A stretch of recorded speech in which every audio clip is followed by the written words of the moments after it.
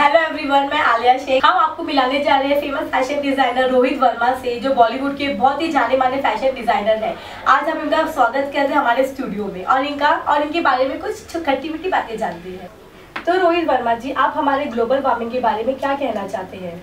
First of all, thank you very much for inviting me in India's Bureau. Your beautiful channel. आप लोग बहुत अच्छा काम कर रहे हो. Well, according to me, global warming is something, a message जो आप love, peace, harmony plus greenery का आप जो हमारे कंट्रीज और पूरे विश्व में जो फैला सकते हैं. Nothing like it. इतना पोल्यूशन हो रहा है, हम लोग इतनी लोकल ट्रेन की तरह हमारी जिंदगी हो गई है. डेफिनेटली हम निकलते हैं घर के बाहर, इंसान का 5 साल का जीवन समाप्त हो जाता है बिकॉज हम लोग इतने पोल्यूशन में रहते हैं. Definitely, if we plant more and more trees, so you will be definitely giving a lot of oxygen, So because अगर हमारे कंट्री से, अगर हमारे पृथ्वी से अगर ऑक्सीजन की मात्रा कम हो जाएगी तो डेफिनेटली कोई बचेगा नहीं. World will come to an end. जैसे कि कहा था कि 2012 में पूरा विश्व खत्म हो जाएगा, तो बट वो हुआ नहीं. देखिए, मैं सरवाइव कर रहा हूँ, तो इसलिए मैं आशा करता हूँ और सबको लिए मैं ये मैसेज देना चाहूँगा कि please plant at least 1 tree to make a world little difference than others. तो मिस्टर रोहित वर्मा, आप ये बताइए, आप क्या सजेशन देना चाहते हो ग्लोबल वार्मिंग के बारे में? वेल, जैसे कि मैंने अपने पहले क्वेश्चन में कहा, plant more and more trees. हर इंसान को एक ट्री लगाना चाहिए, उसमें अपना नाम लिखना चाहिए. जैसे कि मैंने 4 ट्रीज लगाई थी जब मैं मसूरी में पढ़ता था, स्कूल में था. आई एम फ्रॉम मसूरी ओग्रो. तो वहाँ मैंने 4 पेड़ लगाए थे. वो अब इतने बड़े बड़े हो गए हैं, तो उसमें मेरा नाम भी लिखा हुआ है. तो आई थिंक सो हर एक इंसान को एक ट्री तो लगाना ही चाहिए अपने नाम की. Very great. अभी हाल ही में दिल्ली में दामिनी केस के बारे में जो हुआ है, आप उसके बारे में क्या सुझाव देना चाहते हैं?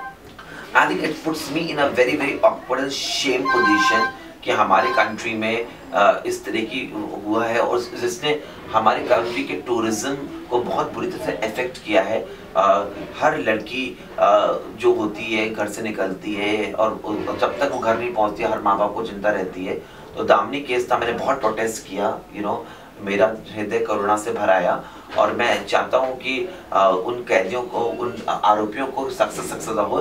पर जिस तरह से मैंने अभी भी पढ़ा रिसेंटली कि वो नाबालिग को उन लोग ने उम्र कैद दी है और उसको चाइल्ड सेल में रखा है, तो I think I am very against of it. Because अगर वो नाबालिग है तो उसको ये सब करने का इतना सब पता है, उसको ये सब करना आता है. तो I think so I am very against of this decision of law and I think so मेरे हिसाब से 6 आरोपियों को फांसी की सजा होनी चाहिए थी, ना कि आपने 2 को कारागार, 3 को कारागार दिया, 2 को फांसी दी.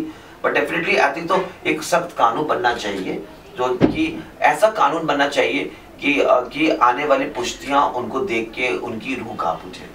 तो जैसे कि रोहित वर्मा, आप एक बहुत फेमस फैशन डिजाइनर हैं, तो आप फैशन के प्रति आपका क्या नजरिया है? But fashion is something which is very inborn, हमारा समाज जो होता है वो क्या कहते हैं कि बॉलीवुड से बहुत प्रभावित रहता है. पर आई थिंक सो हर इंसान को अपना स्टेटमेंट और एक अपनी आइडेंटिटी खुद क्रिएट करनी चाहिए. जैसे कि लोग मेरे ऊपर भी बहुत कहते हैं कि कैसे कपड़े पहनता है, अजीब गरीब पहनता है. पर आई थिंक सो जिंदगी में जीवन एक बार मिलता है एंड हर इंसान को उसको एंजॉय करना चाहिए, उसको अपने निजी तरह से जीना चाहिए. Because end of the day you are running your own kitchen, nobody is paying for your bills. जैसे कि हमारे समाज में हम बहुत ज़्यादा एक दूसरे से प्रभावित हो जाते हैं. जैसे कि मैं आपको क्यों कहूँगा कि आपके ऊपर ये रेड टी शर्ट अच्छी नहीं लग रही है क्योंकि रोहित वर्मा कह रहा है, तो शायद आप वो रेड टी शर्ट दोबारा पहनेगी नहीं. because you get very influenced by others. तो ऐसे ही बॉलीवुड से लोग बहुत प्रभावित हो जाते हैं. अगर मैं कुछ कपड़ा बनाता हूँ तो लोग उसको पहले नहीं, व्हाट इज दिस, अब वही शाहरुख खान पहले, ऐश्वर्या राय पहले, तो फैशन में हो जाता है. तो आई थिंक हर इंसान को अपनी आइडेंटिटी और अपना स्टाइल क्रिएट करना चाहिए. रोहित वर्मा का एक फैशन स्टाइल है. यही चीज मैं आम जनता को बोलता हूँ कि कभी किसी की कॉपी मत करो, अपनी एक आइडेंटिटी खुद बनाओ, क्योंकि and of the day you have to dress up for yourself, not for others. तो एंड ऑफ द डे मैं चाहता हूँ कि जब आप मिरर में अपने आप को देखें तो आपको कितने युवियों के बाद, करोड़ों जीव जंतु के बाद एक मनुष्य का जीवन प्राप्त होता है. तो उसका हमको हर मोमेंट, हर लम्हा एक लुत्फ उठाना चाहिए और अपने शर्तों के हिसाब से जिंदगी जीनी चाहिए. काफी दिल लुभाने वाली बातें की आपने. तो जैसे कि रोहित वर्मा जी, आप बिग बॉस में थे, तो आप अपना कुछ ऐसा अनुभव हमसे शेयर करना चाहते हैं जो आपको लगता है कि उस बारे में पब्लिक भी जाने, जनता हमारी जाने उस बारे में? वेल मैं एक बहुत ही सेंसिटिव और इमोशनल किस्म का पर्सन हूँ एंड आई थिंक सो, जैसे कि मैंने आपको पहले क्वेश्चन में कहा, मैं ज़िंदगी अपने शर्तों पे जीता हूँ। एंड डेफिनेटली बिग बॉस में जब मैं घुसा था तो मैं 16 साल का बच्चा था, बाहर निकला तो 80 साल का बुढ़ा होकर बाहर निकला। It definitely change my life completely, because आप वहाँ पे देखते हो आधे घंटे का एपिसोड, यू नो, और बाकी हम रहते हैं 24 घंटे इनसाइड करके रहते हैं। तो it becomes very very difficult for us to survive, you know. 3 हफ्ते तक गेम आपको बहुत अच्छा लगता है आपको, पर चौथे हफ्ते में it kicks you in your mind here.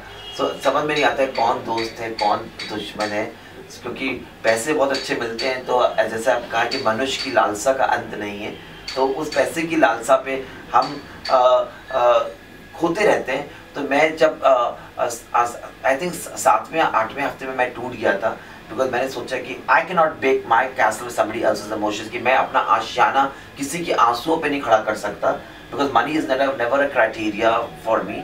So I think so it changed me as a personality of a person. I started valuing people's emotions and sentiments, क्योंकि हम अपनी चकाचौंध दुनिया में ऐसे खो जाते हैं और हम अपना अस्तित्व भूल जाते हैं। तो बिग बॉस एक ऐसा प्लेटफॉर्म है हर किसी के लिए, जो हर किसी की एक ना एक चीज़ से ज़िंदगी बदल देता है। और लोग बहुत सोचते हैं कि ये शो स्क्रिप्टेड है, but no, it is not at all scripted. आप घर में जो भी हो रहा है वो रियल हो रहा है। एडिटिंग टीम जो बाहर बैठी है वो बहुत इंटेलिजेंट है, वो मसाला बहुत दिखाते हैं, बिकॉज डेफिनेटली अगर एक जगह आशाराम बापू जी या स्वामी विवेकानंद, कोई भी ऐसे महापुरुष अपना कोई लेक्चर या प्रवचन दे रहे हैं और राखी सावंत किसी से सड़क पर लड़ाई कर रही है, तो डेफिनेटली आप राखी सावंत को देखना ज़्यादा पसंद करेंगे कि ना कि वो प्रवचन सुनना। तो बिग बॉस का ऐसे ही मसाला है, झगड़ा है, लड़ाई है, पर इंसान कोई बुरा नहीं होता, पर हालात इस घर में ऐसा बना देते हैं तो आप बहुत बिच्छी जाते हैं, आप गॉसिप भी करने लगते हैं, because everybody is there to win the cash prize. तो ये थे रोहित वर्मा, जिन्होंने अपना एक बिग बॉस का बहुत ही अच्छा एक्सपीरियंस हमें बताया, ताकि पब्लिक इस बारे में अवेयर हो और इस बारे में ज़्यादा से ज़्यादा मतलब जानकारी हासिल कर सके।